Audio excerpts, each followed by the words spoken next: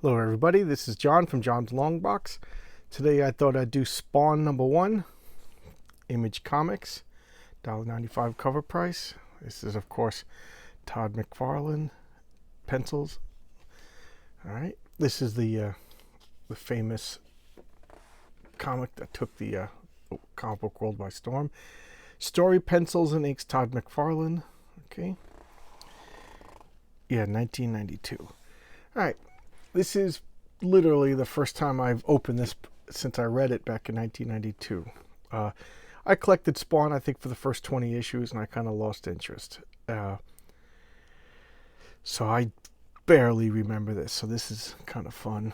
But this is Todd McFarlane establishing himself as a superstar. Well, he already was a superstar with Spider-Man.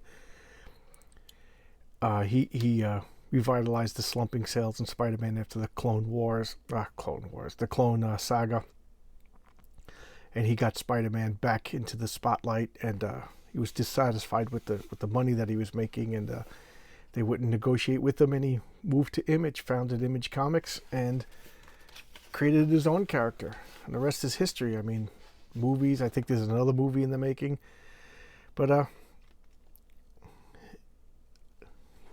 I mean, I think Todd McFarlane's a great artist. He's a great guy, but I've never been a big fan of his. I think he's talented, deserves everything he earned, but I just never went crazy for him. But gotta admit, this is looking good. I forgot how this looked. Yeah, this is his power meter, right? $9.99, and I thought it was really cool at first because he's like super powerful. He's got like the standard invulnerability, height and agility, strength, and everything like that. But then he could tap into this meter that was running down, and just do like amazing power with it. You know, like like an off the scale ability. Here you go. Here's a double page spread. That's like the first time you see his whole body. And then so he could do like some sort of like, Superman level stuff by using that power. But then when he got to Zero, Satan or Maljaboa gets his ability, gets his soul. So he's running on borrowed time. But I was like, that's brave. This is like a long limited series. But they found a way to turn that meter back, and then they just forgot about it altogether. So I thought that was kind of a bum deal. But you look at these. This is like Image at its finest. Splash pages. You remember, they sell their artwork, and you get more money for a splash page than you do with a bunch of panels. Like this wouldn't sell for too much because you barely even see Spawn. Okay. Oh, I didn't even realize that there's a poster in here. I'll turn. That's pretty cool. Okay, there's Spawn. I don't even remember what the story was. Jeez, I'm not reading this. I'm just talking about my memory. This, excuse me, was right before I moved. I picked this up at my local comic book store. And I definitely remember getting the first 20 issues. I think and then I moved, and then I was the brokest I've ever been. So Spawn was a comic that didn't make the cut after I moved. I thought there was some cool things, like he became friends with the homeless people in the out. Like I have no idea who this girl is. I have no idea what's going on. A lot of talking heads in the news.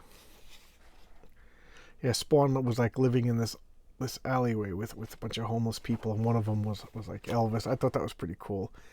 Yeah, and then here he takes off his mask, and he's like a rotten corpse. Oh, that's right. He doesn't remember who he is. Okay. Okay, Rust. This I don't remember at all. But Philip Hester is the artist. I love Philip Hester. I gotta check this out. Yeah, he has no memory who he is.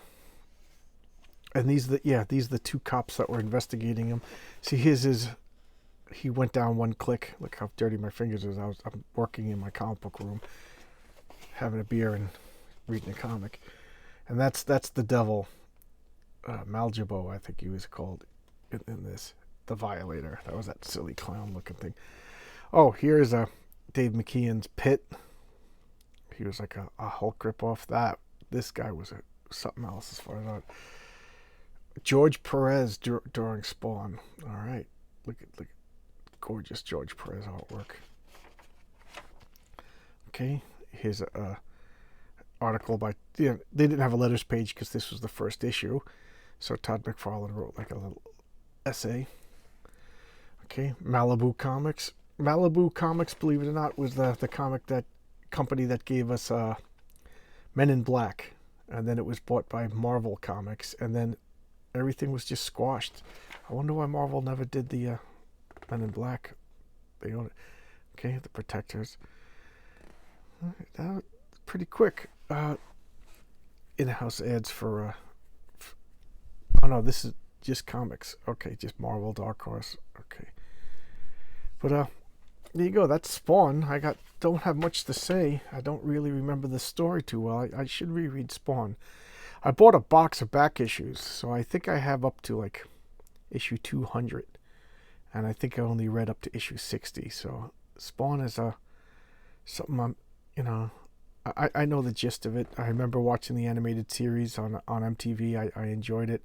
I saw the movie. I thought it was bad. I'm looking forward to a remake movie.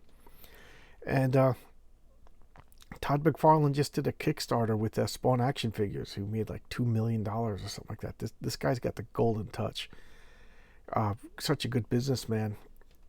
I don't know if he's currently drawing. I know he hired Greg Capullo to draw the Spawn comics for a while, and it didn't bother me. Greg Capullo I like much better than Todd McFarlane, his artwork.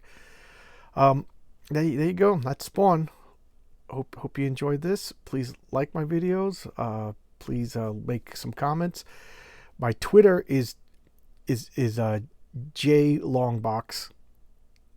That's Twitter. My email is johnslongbox@yahoo.com, and I have a Facebook group called John's Longbox. That's difficult for me to say, especially after a beer. Okay, hope you enjoyed that. See you around, and thanks for all the new subscribers.